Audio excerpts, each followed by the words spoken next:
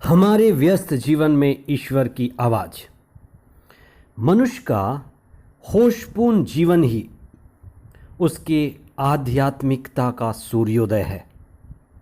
मनुष्य का होशपूर्ण जीवन ही उसके आध्यात्मिकता का सूर्योदय है। होश संभालते ही जीवन संभलता है। 24वां सामान्य रविवार 11 सितंबर 2022। पहला पाठ निर्गमन ग्रंथ अध्याय 32 पद संख्याएं 7 से 11 तथा 13 और 14। दूसरा पाठ तिमोथी के नाम संत पौलुस का पहला पत्र अध्याय 1 पद संख्याएं 12 से 17 तक और संत लूकस का सुसमाचार अध्याय 15 पद संख्याएं 1 से 32 तक। धर्मशास्त्र बाइबल में एक महावाक्य गूंजता है जिसमें ईश्वर कहता है, मैं बलिदान नहीं लेकिन दया चाहता हूं। ईसा भी इस बात को नए व्यवस्थान में कहते हैं, दोहराते हैं, मैं बलिदान नहीं दया चाहता हूं। मैं धर्मियों को नहीं पापियों को बुलाने आया हूं। आज का सुसमाचार इस बात को स्पष्ट करता है कि ईसा का इस दुनिया में आने का एक मुख्य उद्देश्य था कि वह सारी मानव जाति के लिए मुक्ति का द्वार खोल दे। इसलिए वे इस दुनिया में पापियों को बुलाने और बचाने आए। जैसे कि तिमोथी के नाम पहले पत्र में अध्याय 1 पद संख्या 4 में वचन कहता है, ईश्वर चाहता है कि सभी मनुष्य सत्य को जाने और मुक्ति प्राप्त करें। यह जीवन हमें मिला है कि हम इस जीवन में मुक्ति पाएं। मुक्ति का एहसास ही जीवन का प्रथम उद्देश्य है। मुक्ति ही हमारे जीवन की पराकाष्ठा है, ऊंचाई है। आज का सुसमाचार ईश्वर के एक विशेष स्वभाव को दर्शाता है। फरीसी और शास्त्री कहा करते थे कि यह मनुष्य यानी ईसा मुक्तिदाता पापियों का स्वागत करता है और उनके साथ खाता पीता है। क्या ये कहना सही है कि ईश्वर पाप से घृणा करता है और पापी से नहीं? ईश्वर नशा से घृणा करता है, नशेड़ी से नहीं। ईश्वर नशे रहित व्यक्ति को देख सकता है। ईश्वर पाप रहित व्यक्ति के स्थिति को देखता है। नशा उतरना, पाप मुक्त होना मनुष्य की बड़ी संभावना है। मनुष्य चेतनशील हो जाए, आत्मज्ञान में आ जाए, होश में आ जाए तो बहुत अच्छा व्यक्ति होगा। ईसा का पापियों के साथ रहने, उनके साथ खाने पीने का क्या प्रयोजन है? ईसा का पापियों के साथ खाने पीने का अर्थ है ईश्वर पापियों की ओर कदम बढ़ाते हैं। ईसा ने पापियों, नाकेदारों, वेश्याओं को ईश्वर का प्यार दिखाया। उन्हें ईश्वर की ओर लौटने के लिए निमंत्रण और अवसर दिया। ईसा उनके बीच आकर उनके जीवन के सहभागी हुए। उनके दर्द को, उनकी पीड़ा को, उनकी बेचैनी को, उनके खालीपन को देखा और उनको प्रेरित किया, उनको मार्ग दिखाया। इसलिए उनके साथ खाने पीने का अर्थ है कि पाप के बीच रहकर भी अच्छाई का चुनाव किया जा सकता है। ईसा ने उन्हें चुनना सिखाया, विकल्प दिया। पापियों की संगति में पापी ही होते हैं।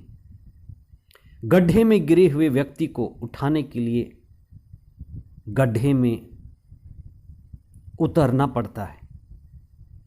यही अवतार है। अवतरति इति अवतारा। ईश्वर ईसा के रूप में स्वर्ग छोड़ करके इस दुनिया में आए।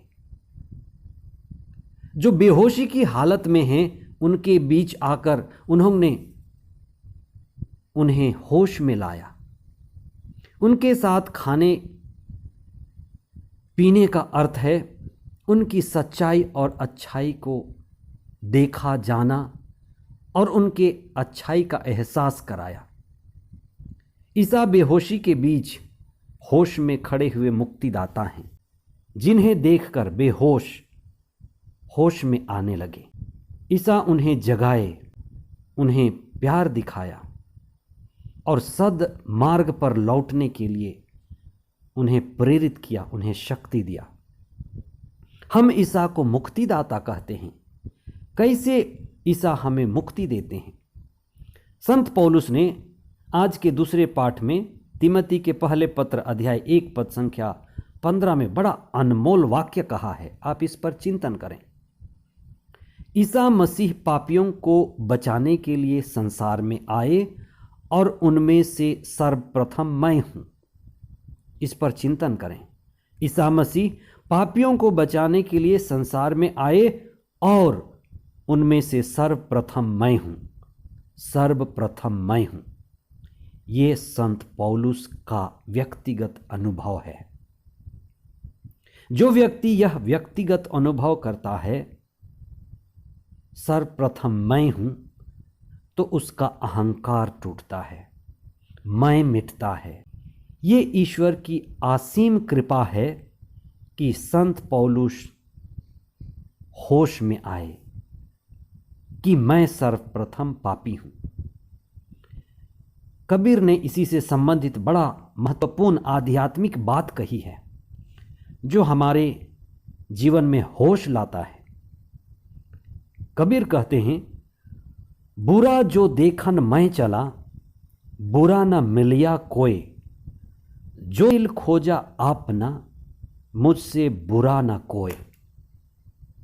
अपने ही बंधनों का एहसास होना मुक्ति का मार्ग है।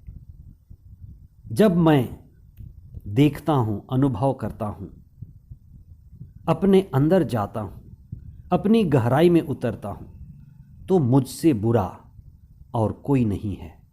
यही आत्मज्ञान है, यही आत्मचिंतन है, यही होश में आना है। उड़ाव पुत्र के दृष्टांत में उड़ाव पुत्र का होश में आना ही उसकी मुक्ति का सबसे प्रमुख और महत्वपूर्ण कदम है। जो भी व्यक्ति बेहोशी का जीवन जी रहा है वह उड़ाव पुत्र है। चाहे शक्ति का नशा, चाहे धन का नशा, वासना, तृष्णा और कामना का नशा, सार का नशा, बाहरी जगत का नशा, जो भी नशा जो दृष्टि को हिला दे, नश को हिला दे, सबको विचलित कर दे। होश में आने से पहले का जीवन नशा का जीवन है, बेहोशी का जीवन है। उड़ाव पुत्र का पिता से अपने धन को मांग लेना गहरी नशा है। अपने मित्रों में नशे में आकर वासना, तृष्णा और कामना में होकर सब चीज उड़ा देना गहरी नशा है। कितने लोग, युवक युवतियां नशे की हालत में हैं। एक समय में सारा नशा उतर गया। जब नशा उतरा, सुअरों के बीच में होकर जब वो जीना शुरू किया, तब उसे होश आया। दो और दृष्टांत हैं, खोए हुए भेड़ का दृष्टांत, खोए हुए सिक्के का दृष्टांत। भेड़ का खो जाना, सिक्के का खो जाना, जिसमें होश का कोई काम नहीं है, उसमें भेड़ चराने वाले चरवाहे का काम है। जिस नारी ने सिक्के को खो दिया उसका काम है। लेकिन उड़ाव पुत्र के दृष्टांत में, उड़ाव पुत्र के होश में आने का सबसे महत्वपूर्ण बात है। आइए हम प्रार्थना करें कि हमें ये जीवन मिला है होश में आने के लिए। आध्यात्मिकता हमें होश में लाती है, हमें जगाती है, हमें हिलाती है और हमें बोधपूर्ण जीवन जीने के लिए शक्ति, सामर्थ्य और बल प्रदान करती है। इसलिए आध्यात्मिकता की ओर कदम बढ़ाना खुद को जगाना है, होश में आना है और होशपूर्ण जीवन ही सार्थक जीवन है। बेहोशी का जीवन निरर्थक जीवन है, उसे हम सार्थक नहीं कह सकते। आइए हम प्रार्थना करें।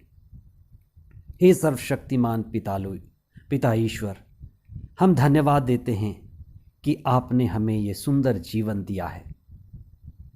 इतवार का दिन, प्रभु का दिन, आप में होने का दिन हमें यह एहसास दिलाता है, अनुभव दिलाता है कि आपने हमें अपने प्रतिरूप बनाया है, हम पर अपनी आत्मा उतारी है, हम पर अपने प्राण फूंक दिए हैं। वही आत्मा, वही पवित्र आत्मा हमें जगा दे। तेरे दिव्य वचन, मिस्सा बलिदान, प्रार्थना, भक्ति हमें चेतनशील बनाए। हम जितने भी बेहोशी की हालत में हैं, संसार का नशा, शरीर मन भोग विलास का नशा, बाहरी जगत का नशा, हम अपने अंदर होना नहीं चाहते, आत्मा में नहीं होना चाहते। आत्मा को खोकर ही हम बेहोशी में जीते हैं।